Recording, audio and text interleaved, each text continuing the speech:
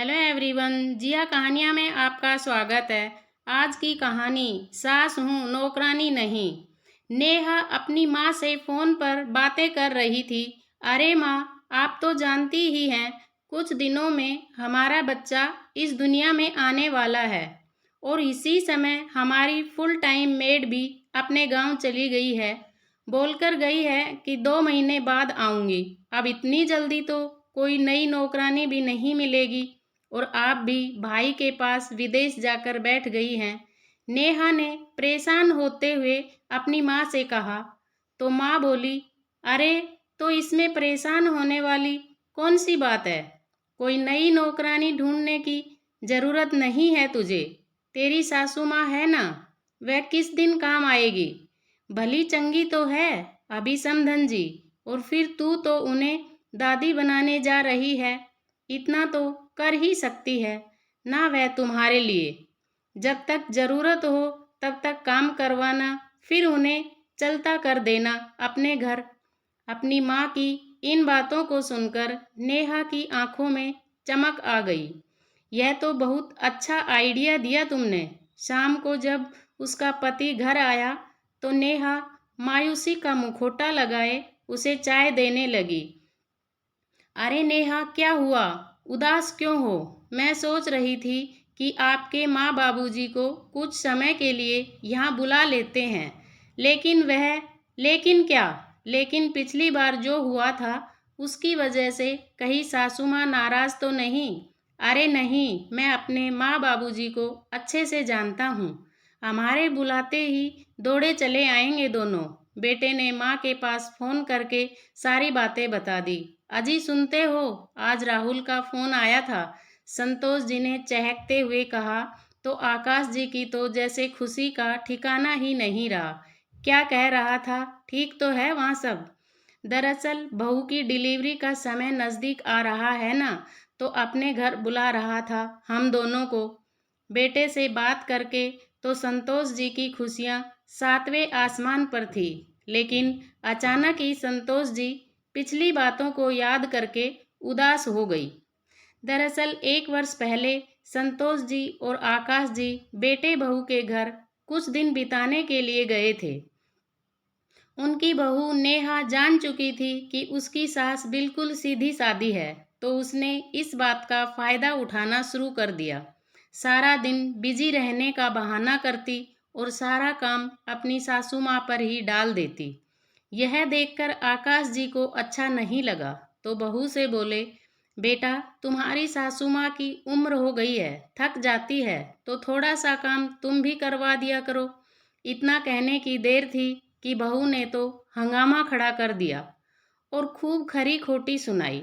संतोष जी और आकाश जी चुपचाप खड़े अपमान सहन करते रहे और राहुल अपनी पत्नी के सामने कुछ बोल ही ना सका।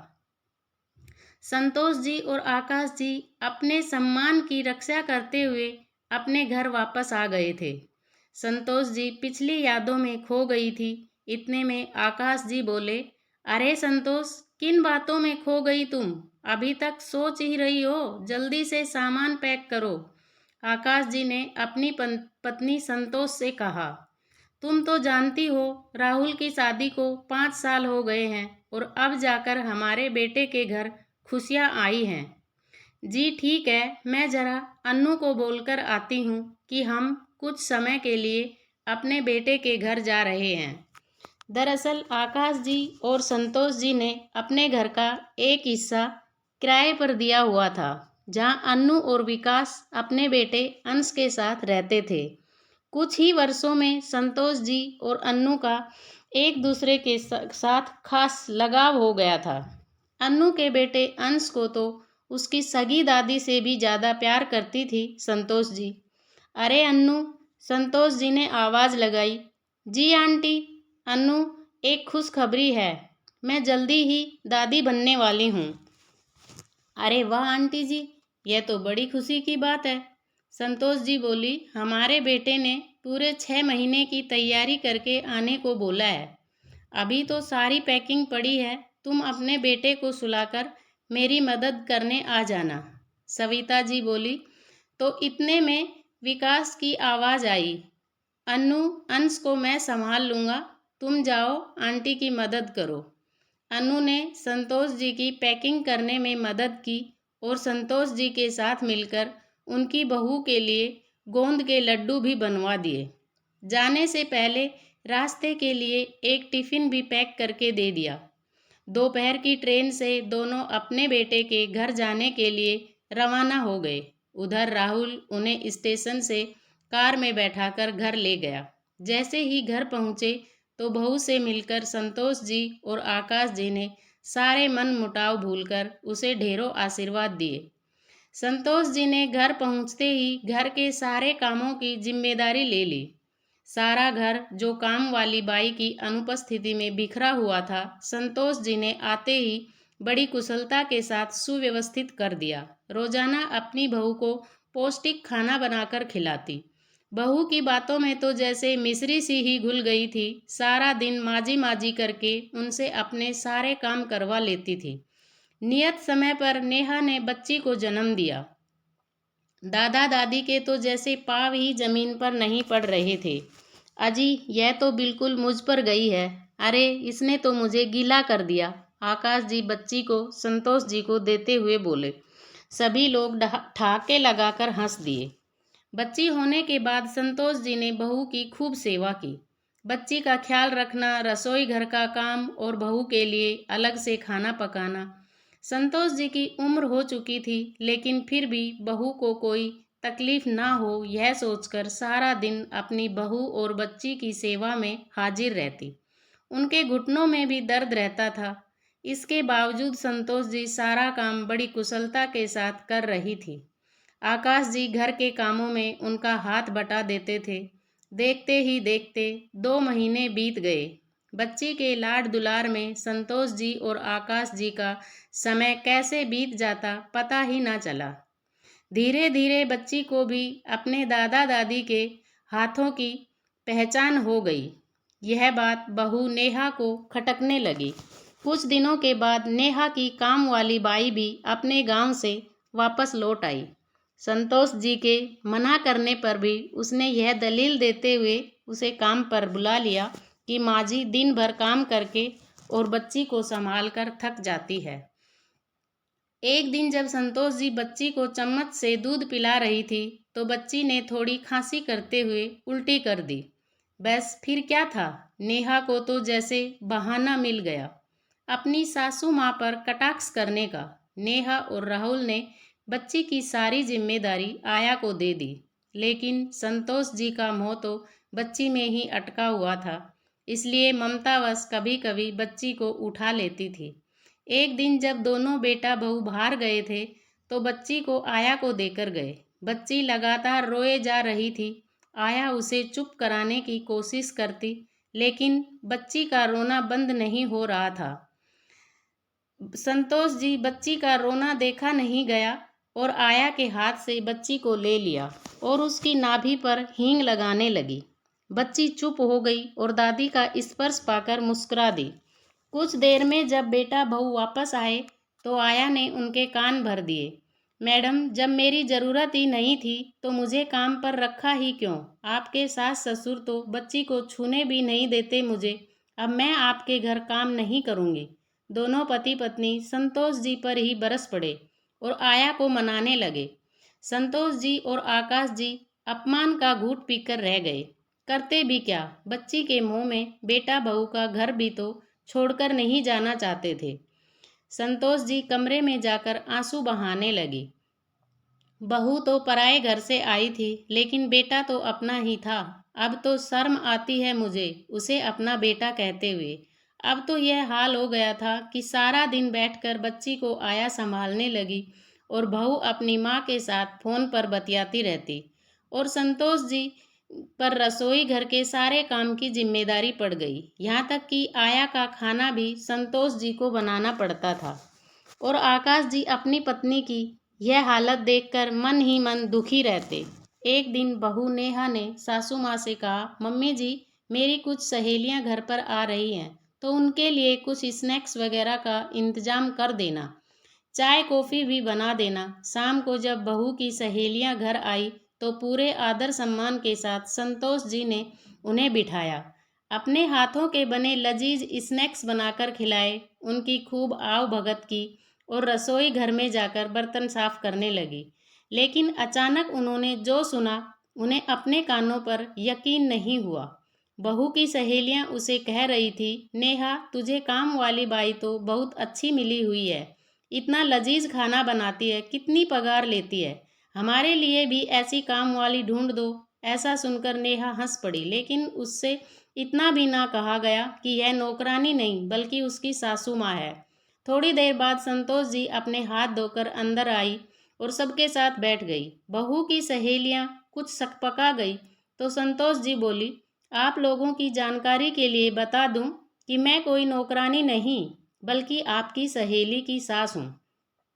आपकी सहेली ने आपको नहीं बताया तो सोचा मैं ही बता दूं। सारी सहेलियां चौंक गई और हैरानी से नेहा की तरफ देखने लगी। संतोष जी बोली, बहू, माना कि घर में नौकरानी रखना तुम्हारे लिए स्टेटस सिंबल है, लेकिन अपनी ही सास को नौकरानी करार दे देना कहाँ का स्टेटस है। बहू की भौहें तन गई। उस समय तो वह चुप रही, लेकिन अपनी सहेलियों के जाने के बाद उसने हंगामा खड़ा कर दिया। माँ पिताजी के लिए हैरानी की बात तो यह थी कि उनका अपना बेटा भी उनका पक्ष नहीं समझ पाया। माँ, इतनी छोटी सी बात का बतंगड़ बनाने की क्या जरूरत थी आपको? राहुल बोला।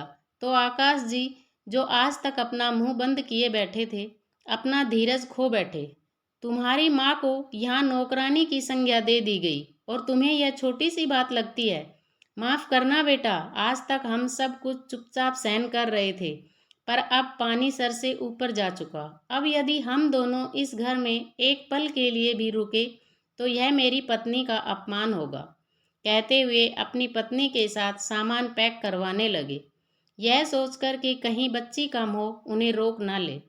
उसे दूर से ही देखकर निकल गए। जिस बहू की उन्होंने इतने महीने सेवा की थी, उसी बहू ने बेइज्जती का इनाम देकर अपने घर से उन्हें रवाना कर दिया और उनके अपने बेटे ने उन्हें रोका तक नहीं। आकाश जी और संतोष जी पहली ट्रेन पकड़कर घर वापस लौट आए। रह रहकर एक ही प्रश्न दोनों को परेशान कर रहा था कि उम्र के इस पड़ाव में जब बच्चों की सबसे ज़्यादा आवश्यकता होती है, वह कैसे गुजारा करेंगे। महीने के किराए के अतिरिक्त और कोई कमाई का साधन भी तो नहीं था दोनों के पास। आकाश जी को दिल ही दिल में यह बातें कचोट रही थी। घर पहुंचते ही जैसे घंटी बजाई, अन्नू और विकास के बाहर आने से पहले ही अंश बाहर आ गया। अरे दादा दादी आ गए, आप कहाँ गए थे हमें छोड़कर? अन्नू ने दरवाज़ा खोला तो उन दोनों ने अंश को अपने आलिंगन में ले लिया। उधर अन्नू के चेहरे पर उन्हें देखकर खुशी और हैरानी के मिश्रित भाव थे। वह समझ नहीं पा रही थी कि अंकल आंटी तो 6 महीने का कहकर गए थे, फिर इतनी जल्दी वापस कैसे आ गए, वह भी सारा सामान लेकर। लेकिन जल्दी ही उनके चेहरे के भाव देखकर वे दोनों सारा मामला समझ गए। अंकल आंटी, हाथ मुंह धोकर फ्रेश हो जाइए, मैं आपके लिए चाय नाश्ता बनाकर ले आती हूँ। तो सभी की आंखें नम हो गई। जैसे ही अपने कमरे का दरवाज़ा खोला तो संतोष जी को अपना आशियाना देखकर संतोष हुआ, लेकिन आकाश जी के दिमाग में रह रहकर वही बातें गूंज रही थी। जैसे ही अपने कमरे में कदम रखने लगे, उन्हें अचानक दिल में दर्द शुरू हुआ।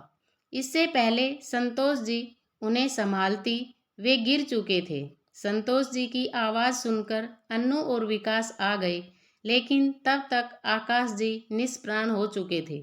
संतोष जी पर तो जैसे दुखों का पहाड़ टूट पड़ा। अन्नू और विकास ने उन्हें जैसे तैसे संभाला, बहू बेटे को खबर दी तो दोनों अंतिम संस्कार का लोकाचार निभाकर चले गए। अपनी माँ का हालचाल जानने तक की जहमत नहीं उठाई गई दोनों से, लेकिन किराएदारों ने उन्हें हर कदम पर सहारा दिया। धीरे धीरे समय बीतने लगा और संतोष जी की हालत भी अब कुछ सामान्य होने लगी।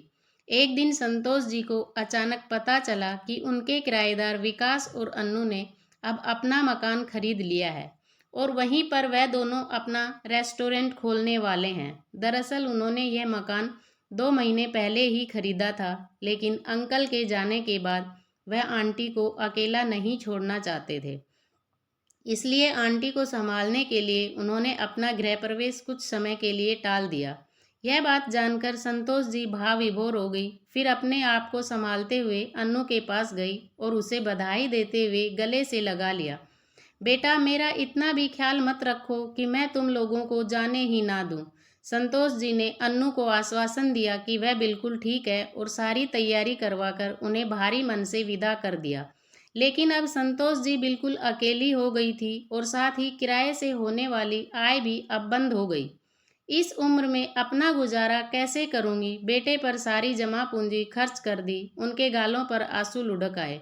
आगे की जिंदगी कैसे कटेगी सोचकर ही उनका दिल बैठा जा रहा था। अपने पति की तस्वीर के सामने खड़ी होकर बोली, जी अब कैसे गुजारा होगा? ये कैसे संभव है? इस उम्र में नया काम कैसे शुरू करूं? लेकिन इसमें हर्ज क्या है?